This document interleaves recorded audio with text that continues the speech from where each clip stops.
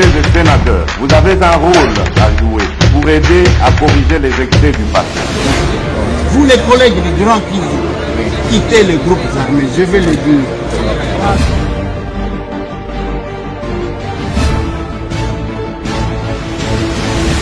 Allez, bon dimanche mesdames et messieurs, bonjour, bonsoir. Il est quelle heure chez vous? Je ne sais pas s'il est quelle heure. Où est-ce que vous nous suivez? Je ne sais pas où est-ce que vous nous suivez. À partir de quel pays vous nous suivez? N'a habité. À partir de quelle ville? À partir de quel coin du pays? Bonjour la Nabiso n'a habité. Un peu si binombo télé tous à dimanche. Dans l'unité solo la bande konanga na sakabino que je suis très permanent à la télévision. Je suis très permanent dans les réseaux sociaux. Je suis très permanent dans le média. Et ça pas m'batté parce que na ligne de bako sabinoté.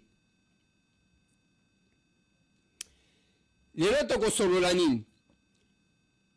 Fati, le chef de l'État Ayambaki Bamoupe, il y a 5 ans na SCC.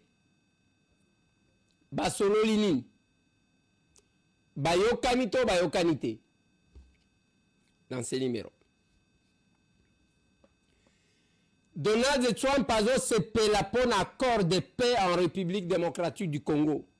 Il a encore tweeté hier soir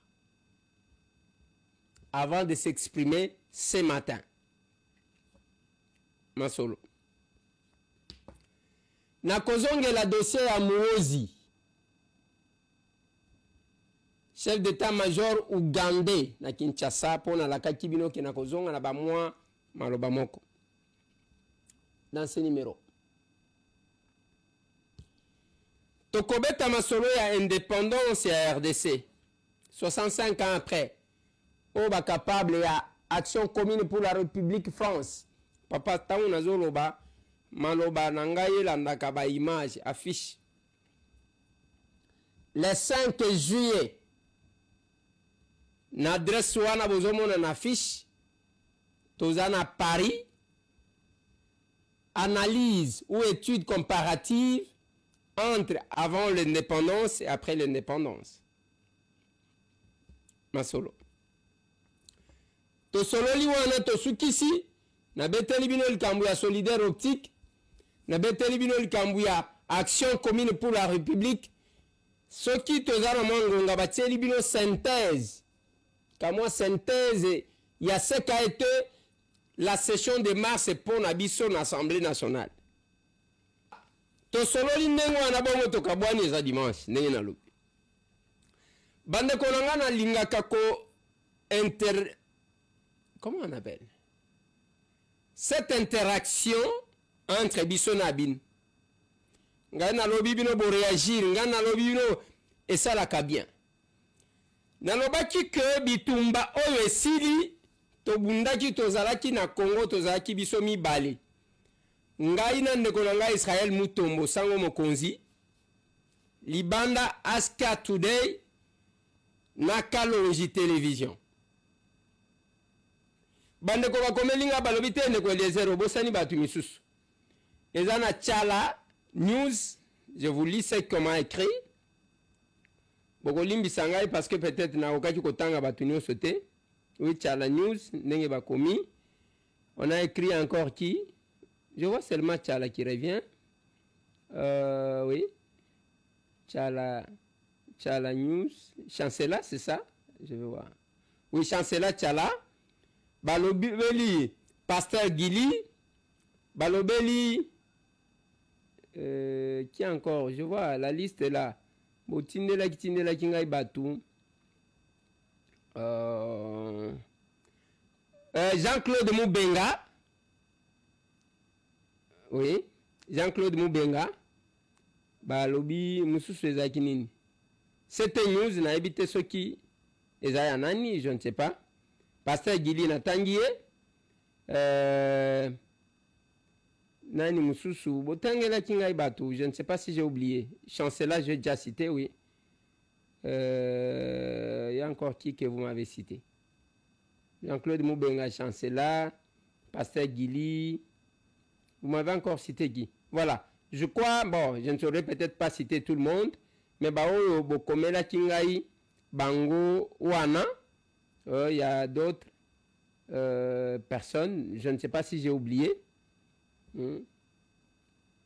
Voilà, voilà. Alors, Nalingaki n'a confirmé, oui, voilà. Ah, voilà. Balobi yangoichi. Balobi Yomoko Sango Mokonzi Chancellor Tchala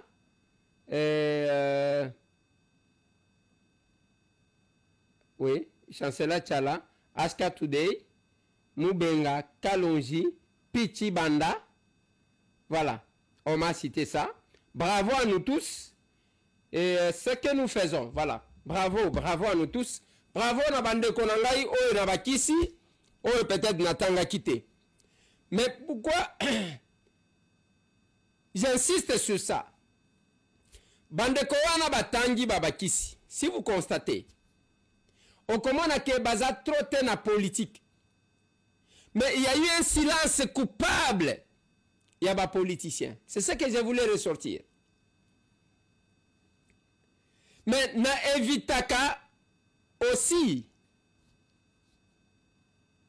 que tous qui sont habitués dans des polémiques, un jour, babanda kolobake, alobaka boy, te wanande na lingakate. Je vais vous dire quelque chose, je vais vous partager l'expérience. Un jour, j'appréciais un jeune, le gars à la télévision, akate iloko nanga wana komi, un jour, atel ngai abandi kofinganga, tellement qu'il y a les gens qui sont comme ça. Mais tant que muto sala ki musala pona mboka, il faut l'applaudir. Le silence coupable, c'est plus côté à bas politiciens. Mais côté à bas tumisusu, vous allez voir que le Rwanda utilisait beaucoup de nos frères. Osez sentir mutoazolo, vous sentez le Rwanda azobimana monokonaï. Osez kapenda que ozo message à Rwanda ezobimana chiluba. Au message à Rwanda, Jean-Claude Mubenga, je l'ai déjà rencontré, je crois, 1 ou 2 fois.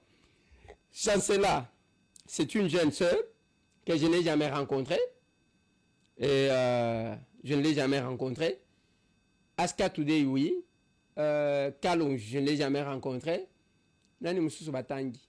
Pasteur Gili, oui. Nani Mususu Batangi. Donc, je crois Batangi Bangwana. Peut-être que j'ai oublié d'autres personnes. Bitumbawana, il nous fallait nous mettre, nous aligner. Et moi, mon souhait, ni tete kobanga, la quinoiserie, oiki wenge batu bazakanango. Je pouvais se dire, bon, tobengani, tobengi aska, bon, bango bazana poto, tobengi aska today, tobengi kalonji, tobengi chancellor, tobengi balamwage, oui, ouais, le kinanga wana, tobengi pasteur Gili, bon, bon, vandi mo muke bo solo li nenge famille ba solo lak. Mais mokili est comme très compliqué. Sans orgueil, je l'ai dit à la télé. Les journalistes engagés au Boukak. Ça a commencé chez moi, dans ma maison. Je prends un témoin. Edmond Izuba, Peter Tiani, Daniel Safou, Mike Mukeba Nkoso. Il y avait encore qui? Joël Kadendanga. Il y avait encore qui? J'ai oublié. Et Tovanda Boye, Christelle Vwanga. Tovanda Boye autour d'une table. Chez moi dans ma maison. Des journalistes engagés bima. Parce que ngai na yoke la kamutuzu ate. Na banga kape compétition te. Na lobaka ya de la place pour tout le monde. Même bandeko botangeli biso.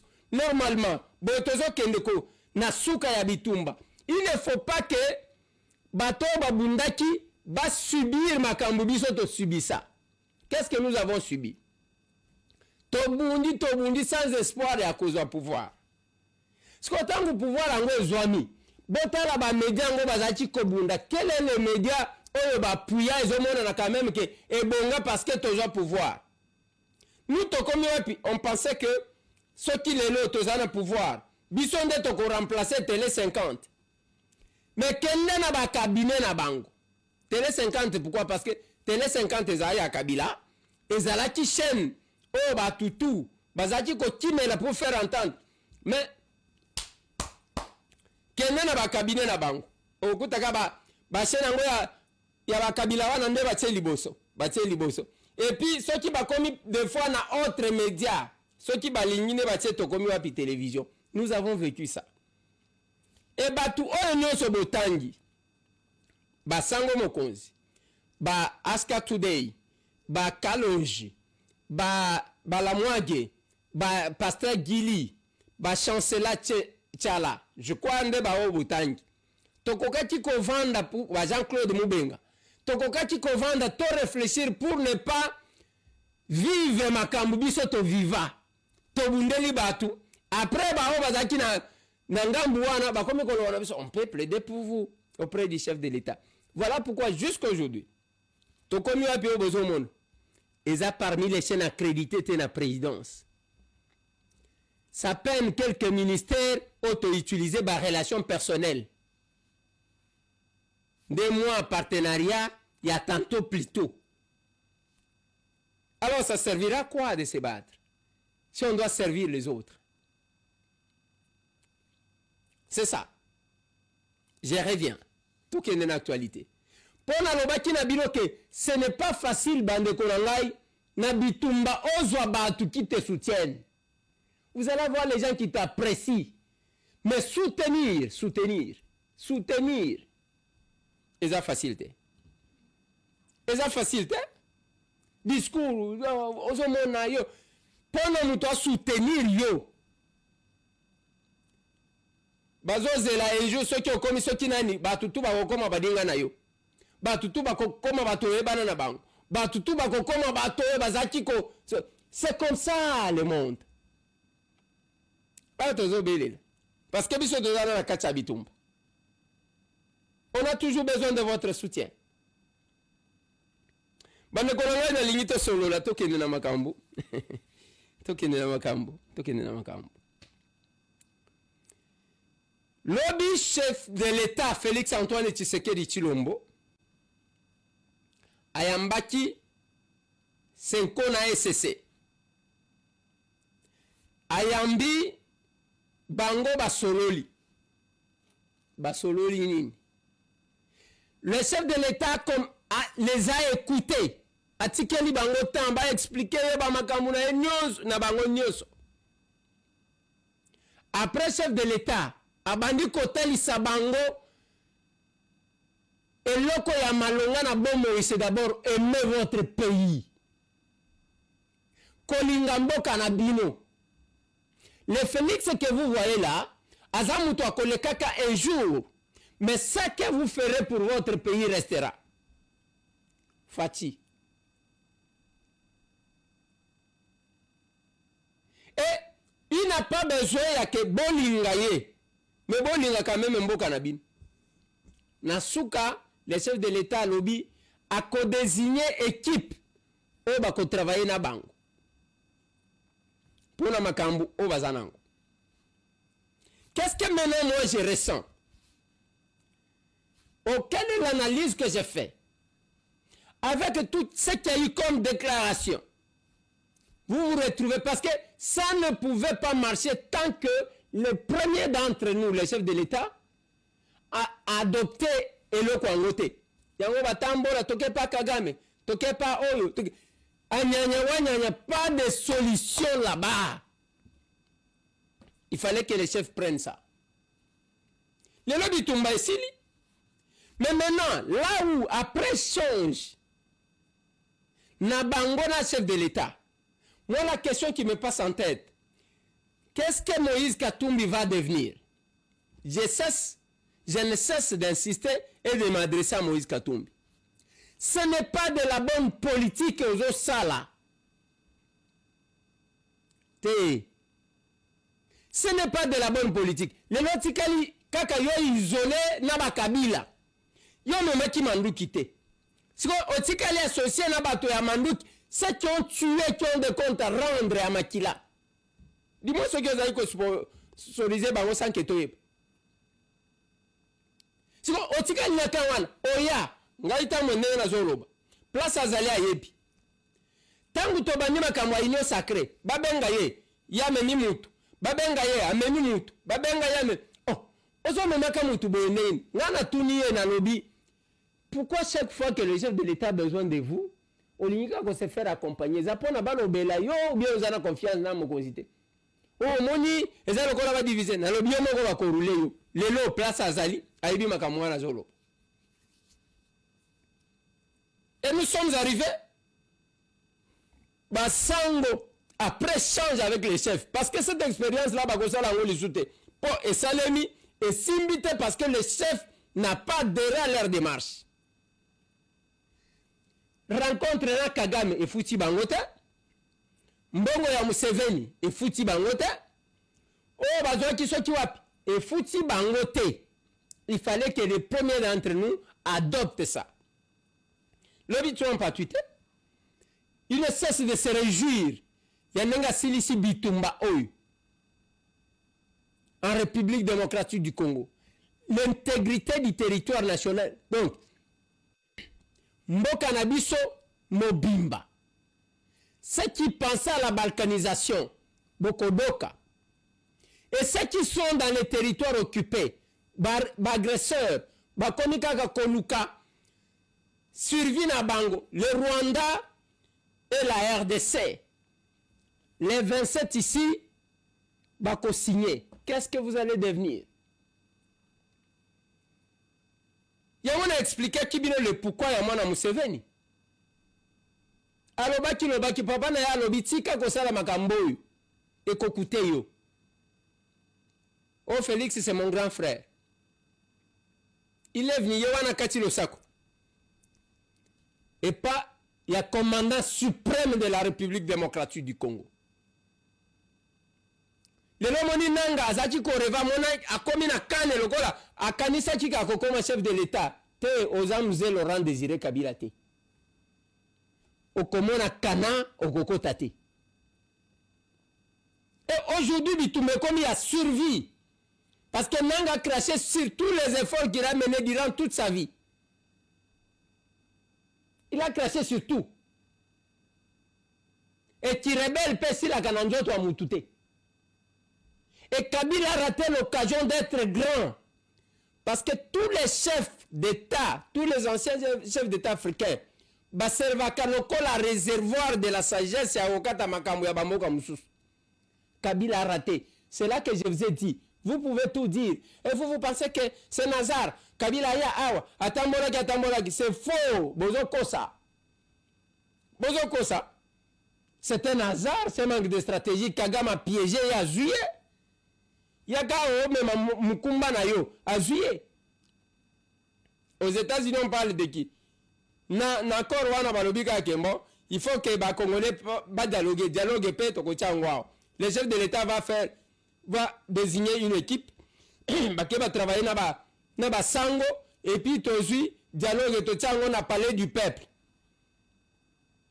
Tochango na palais du peuple. Le chef de l'État ceux qui a koya te moko akoya kaka a prononcé discours ya ouverture akamati nzela azongi.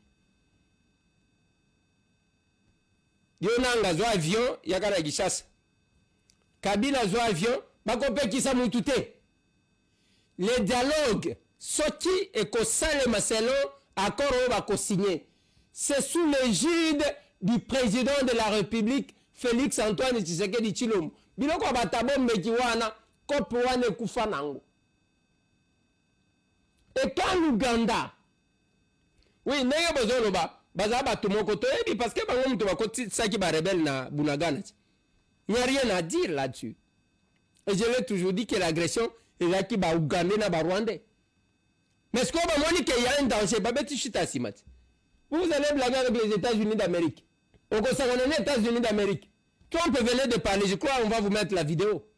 Alors il était 4 h du matin ici chez nous. Alors que à Keko Tumba, centre centre nucléaire, il y a Iran, Misato Nyoso poudre.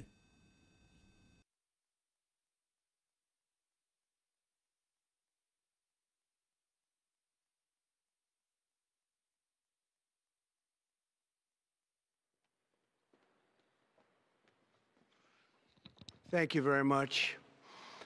A short time ago, the U.S. military carried out massive precision strikes on the 3 key nuclear facilities in the Iranian regime, Fordow, Natanz, and Esfahan. Everybody heard those names for years as they built this horribly destructive enterprise.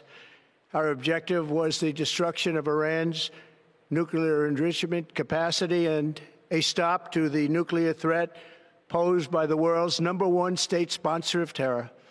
Tonight, I can report to the world that the strikes were a spectacular military success. Iran's key nuclear enrichment facilities have been completely and totally obliterated. Iran, the bully of the Middle East, must now make peace. If they do not, future attacks will be far greater and a lot easier. For 40 years, Iran has been saying death to America, death to Israel. They have been killing our people, blowing off their arms, blowing off their legs with roadside bombs. That was their specialty. We lost over 1,000 people, and hundreds of thousands throughout the Middle East and around the world have died as a direct result of their hate. In particular, so many were killed by their general, Qasem Soleimani. I decided a long time ago that I would not let this happen. It will not continue. I want to thank and congratulate Prime Minister Bibi Netanyahu. We worked as a team like perhaps no team has ever worked before. And we've gone a long way to erasing this horrible threat to Israel. I want to thank the Israeli military for the wonderful job they've done. And most importantly, I want to congratulate the great American patriots who flew those magnificent machines tonight, and all of the United States military on an operation the likes of which the world has not seen in many, many decades. Hopefully, we will no longer need their services in this capacity. I hope that's so. I also want to congratulate the chairman of the Joint Chiefs of Staff, General Dan Raisen-Kane, spectacular general, and all of the brilliant military minds involved in this attack. With all of that being said, this cannot continue. There will be either peace or there will be tragedy for Iran far greater than we have witnessed over the last 8 days. Remember, there are many targets left. Tonight's was the most difficult of them all, by far, and perhaps the most lethal. But if peace does not come quickly, we will go after those other targets with precision, speed, and skill. Most of them can be taken out in a matter of minutes. There's no military in the world that could have done what we did tonight, not even close. There has never been a military that could do what took place just a little while ago. Tomorrow, General Kane, Secretary of Defense, Pete Hegseth will have a press conference at 8 a.m. at the Pentagon. And I want to just thank everybody, and in particular, God. I want to just say we love you, God, and we love our great military. Protect them. God bless the Middle East. God bless Israel. And God bless America. Thank you very much. Thank you.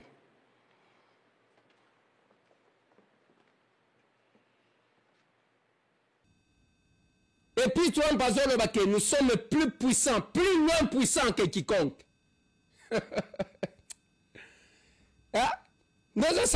Après que ça, ceux qui ont tali Iran, va bombarder,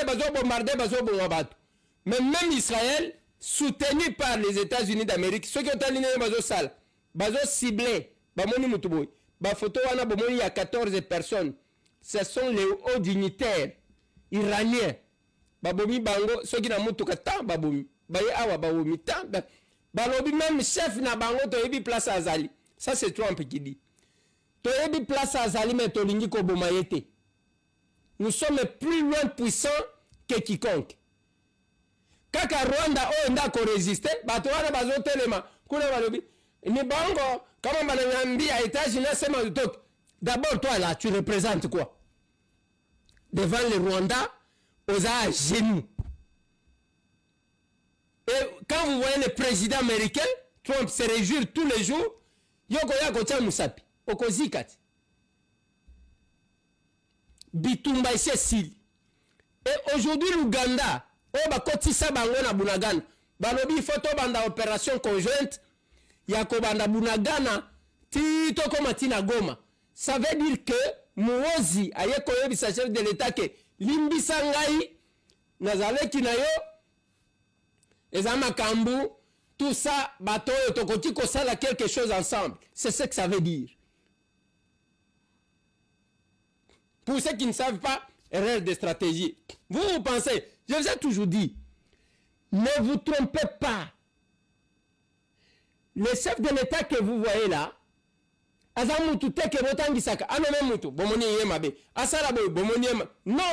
le chef, il sait. Kabila les vrais présidents, c'est Kabila, tout ça. Azotala. Quand il cause avec Kagame, azokende Rwanda wana bazo faire visiter Miku. Azachi ko mimona grand Kagame azo mimona ke akosala. Atalié discours ya 6 minutes. Et pesi Kabila qui pelekes. Et quand il disait à Kagame que le kola yo ozoro ba ko changer régime ao. Ngai na ko changer régime na Rwanda. Et aujourd'hui où est-ce que nous sommes? Bitumbe Silit. Les défenseurs ya ba Rwanda bon défendre. Tozoze la bande kwa poto. Bozo kende lisusu te na Goma. Continue à y aller. Mwana bendana na Elsa Kibini. Mwana bendana. Mwana bendana. Botika lika na caché ya mabe. Bah, on va gagner exil. Vous êtes encore pour longtemps. Bozana Nukuna. Vous êtes encore pour longtemps. Bozana Nukuna.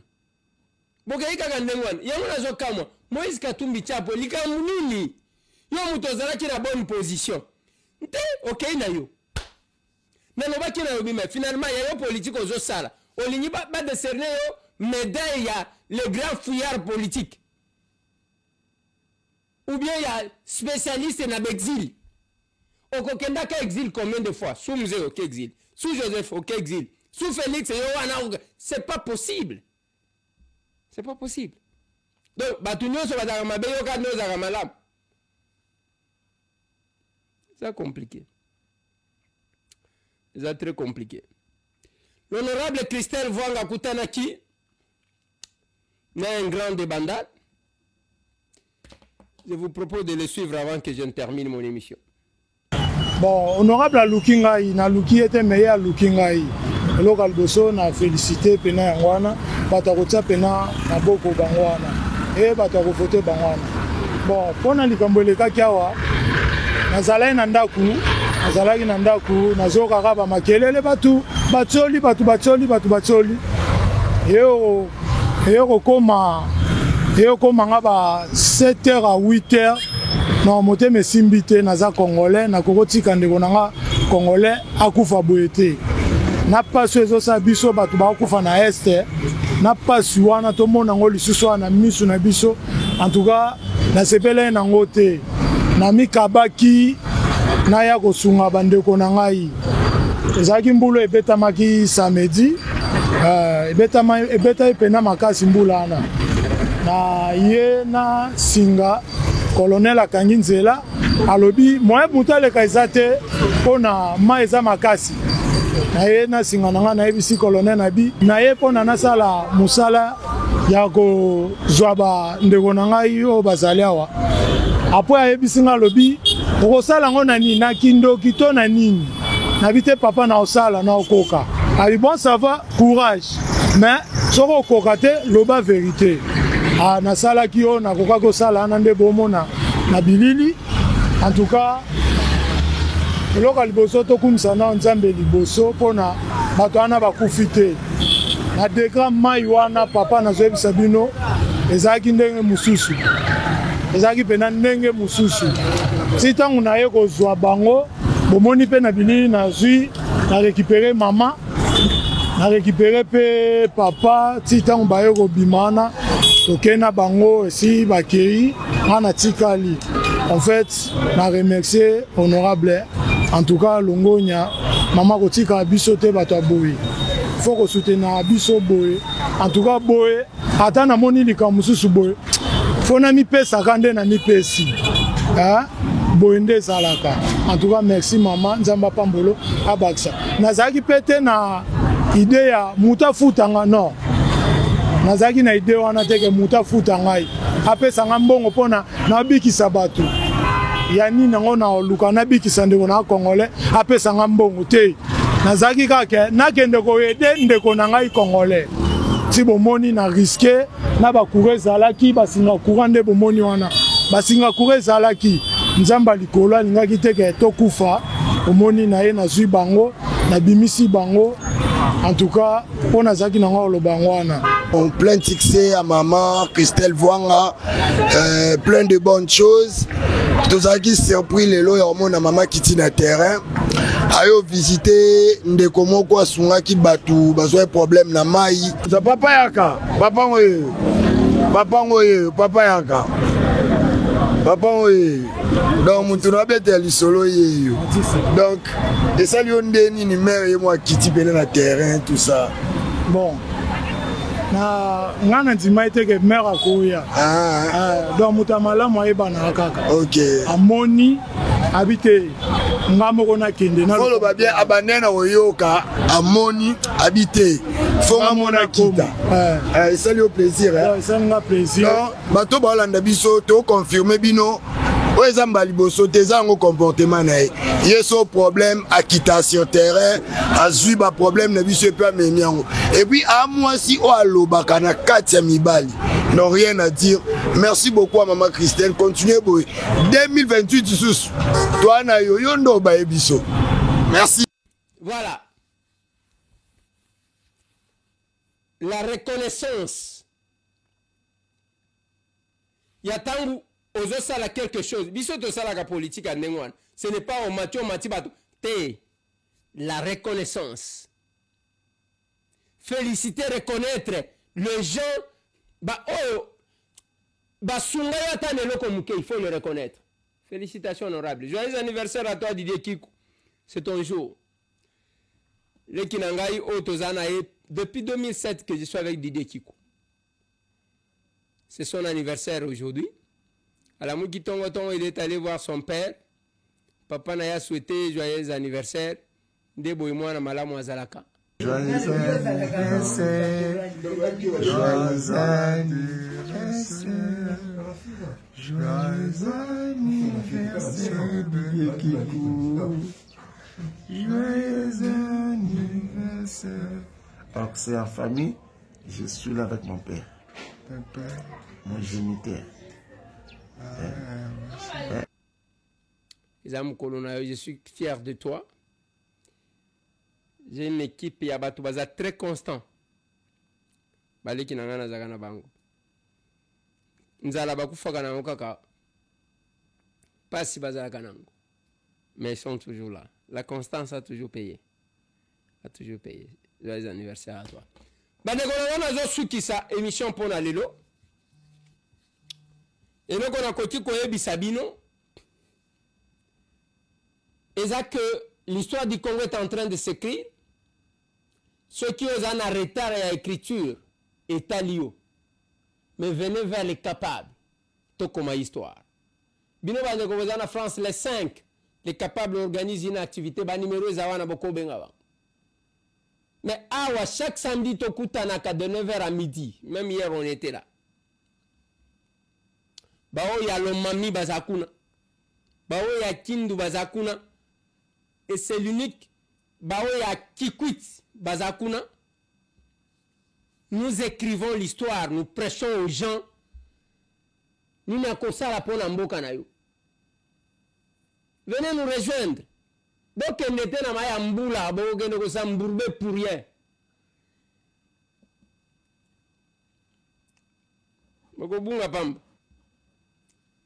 65 ans après, il y a indépendance, il y a Congo. Où sommes-nous? Félix Antoine Tshisekedi est en train de rédiger, d'écrire sa page d'histoire. Awa na yambaki baleki awa bazo expliquer bino ba expliquer Jacques Mel Chabani akekuna bamboli na balengola bayokani. Il faut apprendre à marquer son passage. Marque qu'il a pesi vie na ministère au bato bazali ko ebate formation professionnelle yekola musala dans 6 mois okozwa boulot. Olia kovanda kana ndako. Depuis vandaki. Mesdames et messieurs, l'année est finie. Pour terminer, je vous propose au moins une synthèse de ce qu'a été notre session de mars. Précédé na session extraordinaire, soit kosangana ya mbalakata na Assemblée nationale, et senge na bino koyeba kezalaki bongo du na situation sécuritaire o ezalaki bongo kotelema na ndenge kosangana te na partie est ya République démocratique du Congo, c'est-à-dire badongolo misu, ba ennemi ya kimia, bakadia pemba, oyo bamonaka toujours ke makila ba congolais et sengeli etangaka mikolo nyonso. Na yango Assemblée nationale ya République démocratique du Congo bayeba ki bongo kofongola bikuke na bango na session ordinaire ya mars dernier, soit samedi 14 mars 2025 dernier, kolandisama na article 115 ya constitution oyo ezalaki bongo appuyé par article 68 ya règlement d'ordre intérieur ya chambre basse ya parlement. Namo ya ouverture et c'est la minoko yeba ke speaker ya Assemblée nationale mwana mboka Vital Kamerhe Lwakaningini ayeba kibongo kosenga na ba élite bayeba na kozala na bomoko pe basala makasi pona kosanga na mupikuli boke na ntina ya kobatela ekolo na biso République démocratique du Congo pe basala musala na bango en tant que représentant valable ya peuple kula na Assemblée nationale. Et c'est la minoko yeba ke appel oyo et comme la kipe mokonza mboka Félix Antoine Tshisekedi pe ekutaki esika nango na choix ya production législative ndebi pa iwapi mwana mboka Eliezer Tamomposhi Charma bakisela kaye mwana kolo lopango ayeba kibongo ko banda musala na ndenge ya kosakana test 3 jours après ouverture ya session oyo soit le 19 mars 2025 dernier nde élu à district ya Lukunga ayeba kibongo ko déposer proposition de loi moko sur reconnaissance ya génocide congolais. La première loi que nous avons votée parle du génocide, c'est-à-dire c'est un génocide pour des raisons économiques. Alors que jusque-là, tout ce qu'il y a comme texte en matière de génocide ne reconnaissent pas les génocides économiques. Les génocides sont soit tribaux, soit ethniques, soit. Alors, quand nous avons inventé un concept de génocide, c'est bien bon, mais il faut encore l'amener pour que ce concept-là soit reconnu sur le plan juridique, mais aussi à l'international. Yoka! Très productif na kati ya Assemblée nationale, mwana mboka Eliezer Tamomposhi Charma, bakisela kaye mwana kolo lopango, azalaki toujours très engagé na défense paix intérêt ya population, nde ayebaki bongo kokitisa maboko te, kasi azalaki toujours maboko olome, na tina toujours ya kosala musala kaka ndenge babengaka ye porteur ya mandat national. Kasi esena bino koyebake azongaki lisusu ya mbala oyo ko déposer proposition de loi oyo banayibo ko modifier pe ko compléter statut ya ba ancien président. Palado monsieur, palado madame, ndeko Eliezer na kata masolo yo ayebaki bon ko signaler que démarche oyo ezali bongo ya ko évoquer pression croissante sur finances publiques, c'est-à-dire ko tala lelo ba ancien chef de corps, ba ancien chef de l'État, bazali ko futa mamisolo belé, kasi au-delà de ça bazali bongo sauver peut protéger na kati ya mibeko likonzi na biso en tant que ba ancien chef de corps. Kasi na maloba na ye ndeko Eliezer alobaki jamais mutu agéraki déjà mboka, kasi pendant cette période aza kosala eloko ata moko te, mais boni République démocratique du Congo il faut efutaka ye ezwaka soin ya famille na ye ezwaka soin ya bavoyage pe makambo ebele kasi mutu wana pe akoki pe kosimbela mboka manduki bakosala eloko te bakofuteka mbungu na yango ono ya peuple. Eliezer Tamomposhi Charma abetaki loboko na mesa azwaki likanisi ya kosala mubeko oyo de façon que ekene na kobuka bizaleli mabe oyo bato moko be ba mboka basala de façon que ba se couvrir. Aujourd'hui, nous sommes venus déposer encore une proposition de loi. Cette fois-ci, c'est une loi portant modification de la loi numéro 18/021, cette loi de 2018, certainement, cette loi portant statut d'anciens chefs d'État et les avantages accordés aux anciens chefs de corps. Parce que nous avons estimé nécessaire de soulever des questions importantes dans cette modification. Ça serait injuste que les uns bénéficient d'une retraite d'or, mais les autres se cotisent pour assurer l'après-emploi.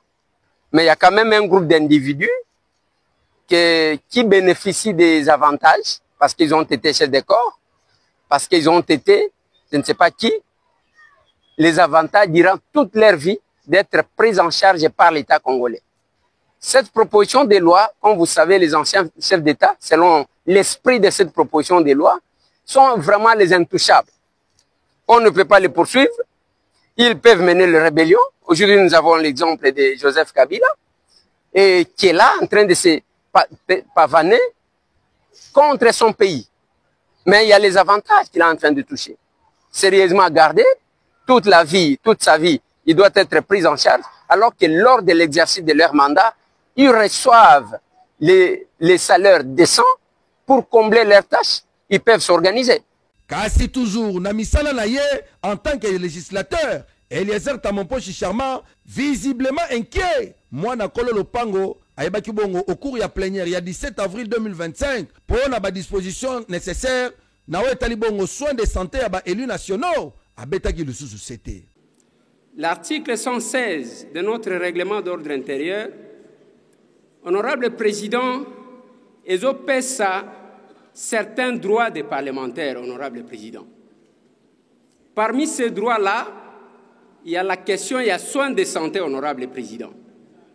Même ceux qui togoti kozanga, makambu nyonso, bafre nyonso, il est quand même inconcevable, honorable président, que jusque la deuxième session parlementaire, ba député ba yebi place ya kozwa soins médicaux, honorable président.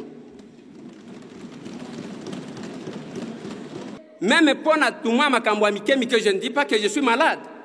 Mais c'est anormal. Il n'y a que jusqu'à la deuxième session parlementaire, les honorables députés ne savent pas où se faire soigner, honorable président. Je ne sais pas comment le bureau s'organise. Je ne sais pas comment d'autres collègues s'organisent. Mais j'estime important, honorable président, il n'y a que oui, nous continuons, nous y allons.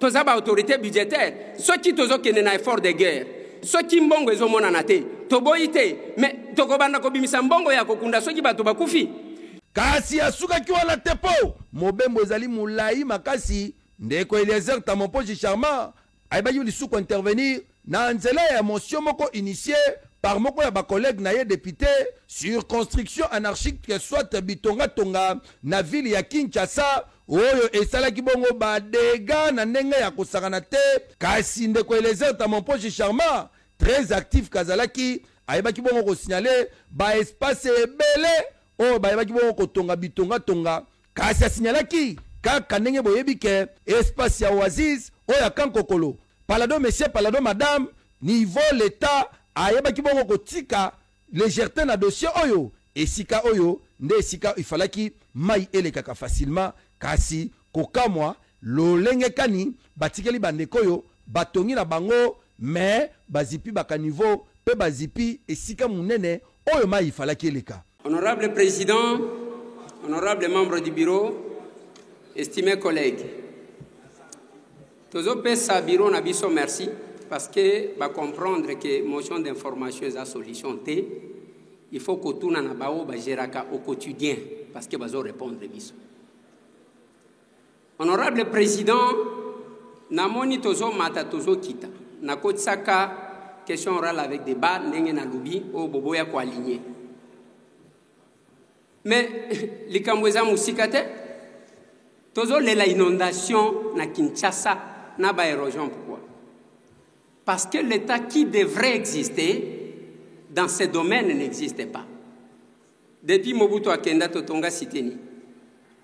Bisika nyonso eza kosala COP, bisika l'État, ba espace vert, ba servitude, topesi ba Indien, ba Libanais, batongi ba cité na ba immeuble bokaboli ba appartement. Et la conséquence c'est ça que même tangu bozo laka kobuka wana bokobuka bisika ba congolais bazali bokobuka bisika bino bozo ba appartement te honorable président. Voilà pourquoi honorable président l'exemple que je donne quand kokoleza pembeni yao. Tala condition ba soda na biso bazali. Tala pembeni oasis se botonga eza place wana. Fikine ndaku wana ba chinois batonga kango bakomaka au départ logements sociaux. Après batu bakaboli banini. Tangu bozo tonga bisika nyonso ya ba cité, ba espace vert nyonso. Moyen mayambula ekota ezate. Ndenge moko nazolobela na bâtiment na biso ya kitoko eza en face awa. Les lotos a inondé parce que les espaces qui servaient des bassins de rétention d'eau, nous construisons partout, honorable président. Kassilor, il y a plénière, il y a le 29 mai. Vous allez fixé sur audition. Il y a un rapport, il y a commission spéciale, paix temporaire. Vous allez chargé, il y a co-examiné, réquisitoire, il y a procureur général, près la cour de cassation. Moi, je vais affirmer, nde ezalaki yombe na nenga kosaranate parce que ah vous allez bon dossier il y a autorisation à instruction contre ministre d'État ministre ya ba justice pe garde des sceaux il y a République démocratique du Congo moi na mboka Constant Mutamba Tungunga ndende ko Eliezer Tamompo Charmant très visé sur question yango ayebaki bongo ko benga na plénière na sujet ya demande yango bayeba vraiment ko fungola misu makasi pe bazala batu ya émotion te kasi a rappelé qu'il lisusu ke esengeli président de l'Assemblée nationale mwana mboka Vital Kamerhe Lwakaningini ayeba na kosalela maloba na ye parce que chaque fois rappelera bango ke ceux qui bazali liboso à tribune baza ko représenter peuple kasi bakoki kozwa mikano na ndenge ya ba sentiment te soit ba émotion esengeli ba assumer makambo ba koloba. C'est pourquoi alobaki ke ya solo problème ya procédure o ba metaki en place ndezalaki mabe kasi na lomango baza kosalela palado monsieur palado madame et sika oyo il y a un problème. Notre président Vital Kamerhe alobaka na biso une fois qu'il faut éviter les émotions pour certaines questions. Honorable président, j'ai suivi avec une attention soutenue le rapport de notre commission que je salue, mais ce que j'attendais, honorable président, ezaya que Mbongo Ezouamaki et Sikaboye par le ministre d'État, ministre de la Justice et garde des Sceaux.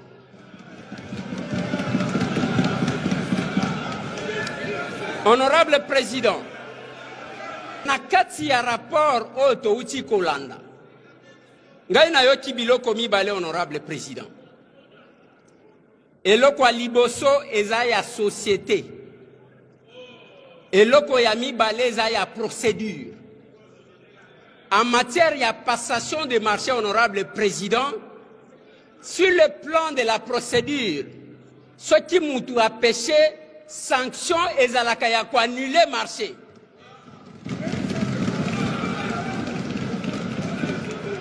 Honorable président, naïbité, bao bakoya kotangisa biso droit lelo, ya kena cadre ya passation de marché, si la procédure est biaisée, il faut qu'on ait un mutuna pénal. Pour que tu autorises l'instruction, parce qu'instruction tu autorisé, il y a un pénal, je ne suis pas perdu. Mais ici, il y a une démarche administrative. Et parmi les correspondances, même correspondance, il y a Premier ministre Ezanakat. Oyo bazali ko senga que les Mineta abakisa ba pièce. Tant que la procédure administrative n'a pas été épuisée, honorable président, ce qui est autorisé, tokobiaiser tout, et ça sera comme un règlement de compte, honorable président. Bon, merci, honorable Eliezer. Kolongwa Awa, Mwana Kolo Lopango, Eliezer Tamompo Charmant, très actif, soit les top 1 des élus. Il y a législature Oyo, Eliezer Tamompo Charmant. Aïbaki bongo lisusu kolongwa na plénière Oyo, kasi aïbaki bongo kota na kati ya idéologie na ye, ya ko servir un non ko se servir ozali bongo engagement na ye patriotique azwaki lokola mwana musala ya population. Eliezer Tamomposhi Charma ayebaki bongo ko adresser mokolo ya vendredi 30 mai question orale avec débat na ministre ya enseignement supérieur pe lisusu universitaire nantina ya koyeba état de lieu ya système LMD, soit licence, maîtrise, doctorat, aux bongo mise en place il y a 3 ans à la République démocratique du Congo. Porteur ya mandat national, Eliezer Tamomposhi Charma, alinga ki ayeba entre autres, ba nombre ya ba auditoire, aux bongo construit pour la nécessité ya système yango, aux bongo na mutu ya makasi, na wetali bongo participation individuelle ya chaque étudiant. Eli Alikunga ayebaki bongo constater que depuis mise en œuvre il y a un nouveau système yango programme il y a enseignement à la République démocratique du Congo et ça na boulou yeke, c'est-à-dire confusion moko ya kosakana te kasi na sens baza kosala lango actuellement palado messieurs palado madame ezali nango pitopale nde pitopale kasi d'après honorable Eliezer Tamomposhi Charma ba système mibale oyo en principe ekoki jamais ko cohabiter esika moko parce que kotala ba contenu kili oyo ezali bongo na kati na en terme ya matière et ezali bongo kokota na kati ya grille ya chaque filière ya ba formation ke ba procédure ya ba enseignement oyo ezali bongo kopesama. Ainsi mwana kolo lopango lobi esengeli l'état congolais afongola misu makasi na dossier oyo. Kasi na intervention na ya le 28 mai kolandisama na ba audition ya DG ya régie des voies aériennes soit RVA et c'est na minoko yeba ke honorable Eliezer Tamomposhi Charma ayebaki bongo komituna utilisation ya misolo ya go pass et sala ka musala nini pe lisusu mutu ya soit misolo oyo esomba babis oyo ememaka bato soki bakiti na tarmac pona kokomisa bango ti na kati ya bisika oyo il faut bazwa ba bagage na bango. Honorable député, honorable membre du bureau, estimés collègues. Nous avons des questions simples, mais déjà à matisi biso esika mosusu. Go pass eza li futi oyo ba politicien après koboma après copier ba décida loko la peuple ne mutu afutela bango que peuple afutaka pona kotonga na kobongisa ba aéroport. C'est ça le go pass. Et depuis 15 ans, collègue Missara Touni, peuple azo futa parce que ba politicien ba futa kate, l'état ne mutu afutela bango.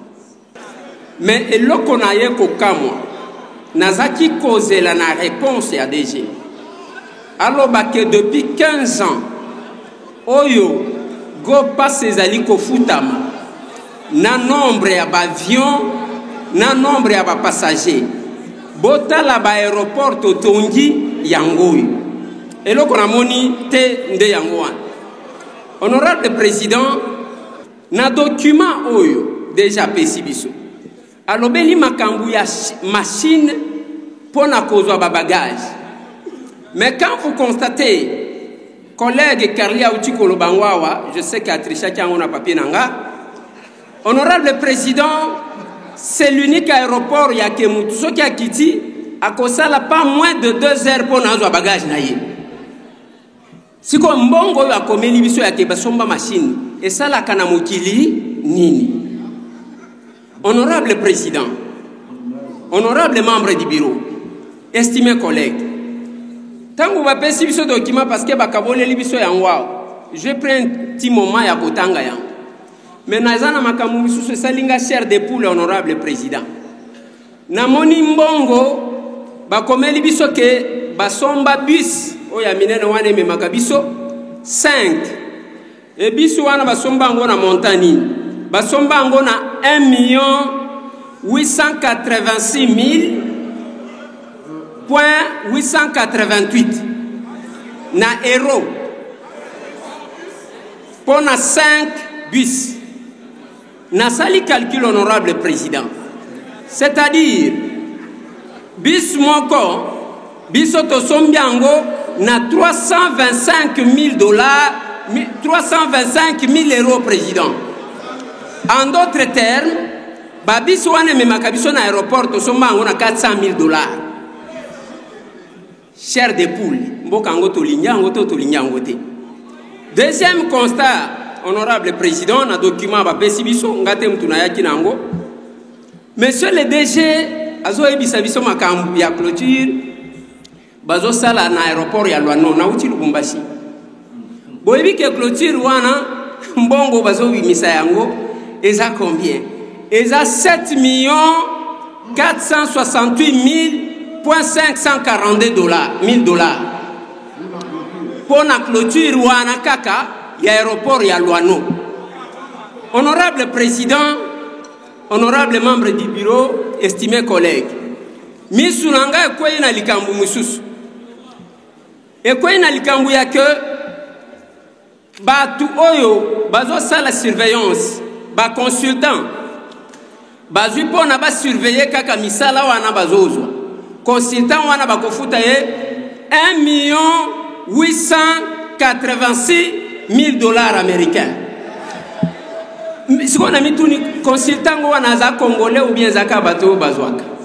Chers des poules, honorable président, honorable membre du bureau, estimés collègues, na banti esana makambu oyo tozwa kango, je propose que makambo tozo sala et souka quand même na un contrôle parlementaire pour que toi bambongo angwe kendaka wapi, parce que loko babengi détournement ezaka koyi bambongo te to pesio mbongo sombera biso kombo ko somba paute.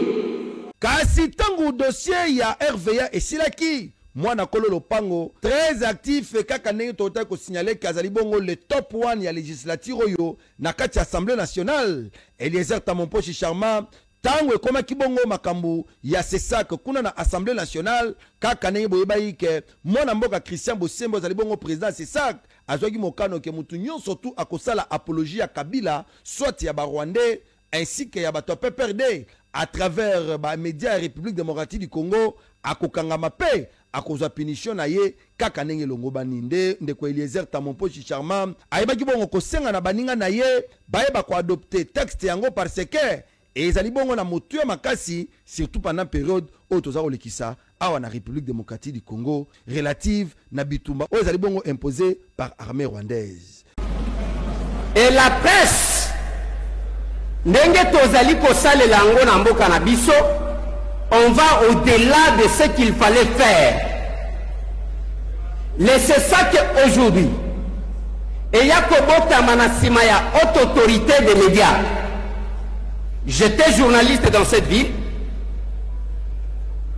Na période, il y a haute autorité des médias et j'ai travaillé à la chaîne de Roger Lumbala qui était dans l'opposition. Nayebi Makamuto Viva, honorable président. J'ai entendu, sous un langage fermé, que Bapekisi, Balobi, j'ai entendu le droit ici. Honorable président, il y a un précédent. J'ai dit que j'ai travaillé chez Lumbala. Quand on voit Roger Lumbala Nama Kenga dans une rébellion, du coup son parti a été fermé, sa chaîne également, honorable président. J'étais directeur administratif et financier. C'est dans cette ville. Honorable président, il y a eu des problèmes. Il y a Bundu Dia Congo.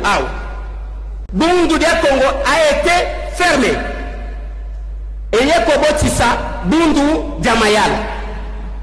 Mais honorable président, quand nous nous mettons pour un rapport comme celui-là, il ne faut pas te faire gober à l'opinion à Zolandabiso que nous sommes plus démocrates que tout le monde.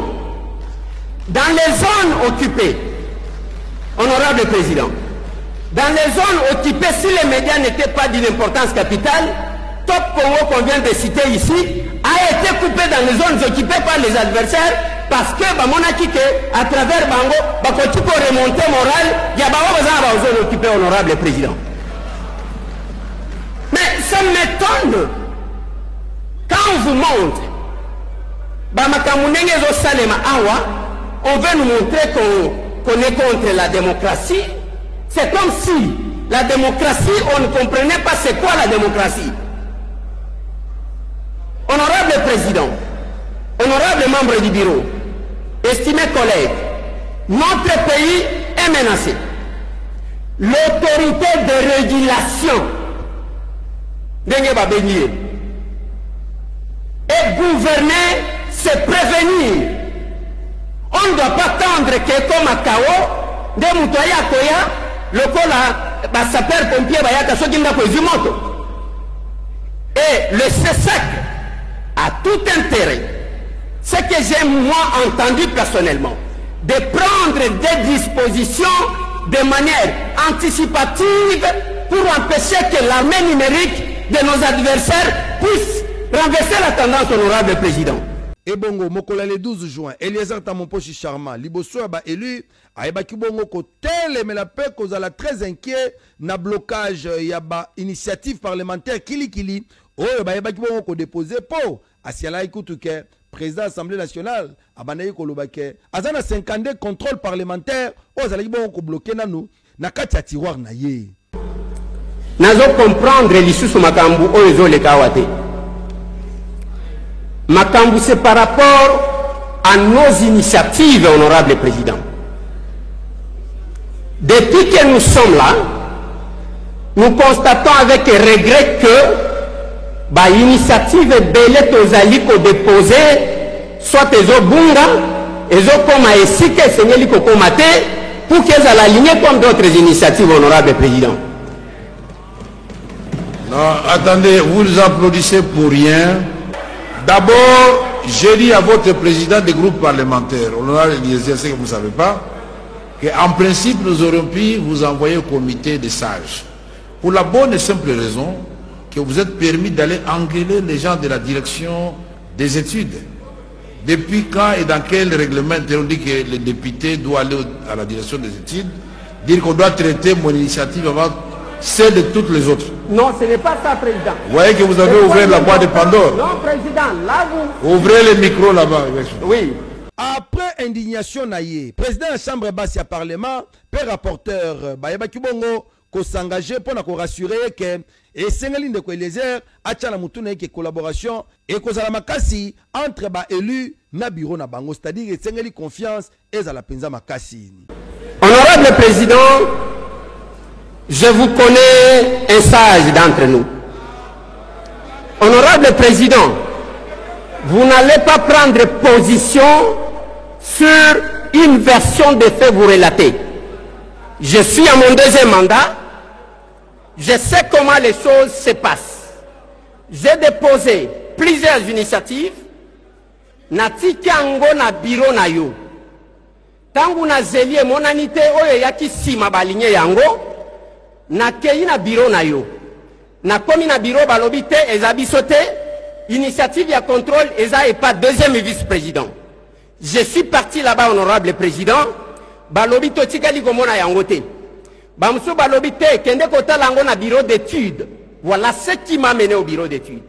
Na komi na bureau d'études, j'ai posé la question. L'initiative ou les initiatives dont j'ai fait allusion ici, et tikala koko makunate depuis que nous avons déposé, honorable président. Je ne suis pas un barbare pour ne menacer Batou, mais je sais revendiquer mes droits quand je me sens lésé, honorable président. J'ai 3 initiatives législatives, honorable président. Rien, alors rien qui arrive là-bas, honorable président. Yo en tant que papa n'a dit c'est on ne peut pas laisser honorable président. Voilà pourquoi j'ai pris parole pour vous montrer que j'ai mené ces démarches. L'honorable rapporteur connaît ce que je parle. Je ne cesse de revendiquer, honorable président. Voilà, honorable président, je souhaite que votre sagesse,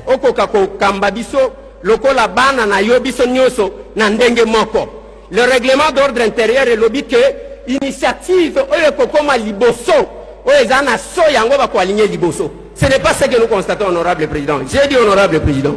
Kasi avec satisfaction yaba activité kili oyo mona kolo lopango Eliezer Tamomposhi Charma ayebaki bongo komene na kati ya Assemblée nationale nde bikuke ya session ordinaire ya mois de mars ayebaki bongo kangama uto mokolo ya dimanche 15 juin 2025 dernier conformément à l'article 115 de la Constitution. Bien avant, et c'est la minoko yeba ke ba élu ba yebaki bongo autorisé ba poursuite judiciaire contre ministre d'État en charge de la justice pe garde des Sceaux, Mwana Mboka, Constant Moutamba. Kasi représentation nationale. Bayeba Kibongo, kopesa makasi na mise en place par bureau ya Assemblée nationale. Pe ba réseau mibale ya ba député, notamment réseau ya ba députés nationaux ya FMI, Banque mondiale, pe li sous réseau ya ba député pour la cause ya développement rural. Nyoso et ezali bongo misala minene oyo mwana kolo lopango honorable Eliezer Tamompo Chicharma ayeba Kibongo ko participer mingi na législature P na session en mois de mars oyo fongoma ki kitoko P et kangami kitoko. En tout cas ndeko Eliezer batika yopo musalo zo sala ngana olobel soute peuple bino moko bo juger. Voilà, et c'est dit. Boya tout ça la politique. Ce doit pas coopéranter. Boya tout ça la vraie politique. Ya mutozo mona nenga kola nenga zali ko évoluer. Ce n'est pas mutu so ginenge nini. Eh? Ozo mona ndenge mutu azo taye nzela na ye. Yo zala ka moninga soki mutu komi ko buka o komi ko tu deviens trop ami donc yo ko bandata ko memela mwasi na esaki. Pardon. Na bangio to monani.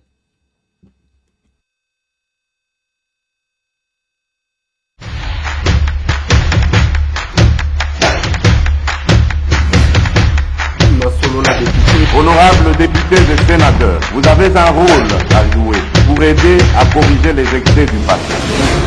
Vous les collègues du Grand Kivu, quittez les groupes armés, je vais le dire.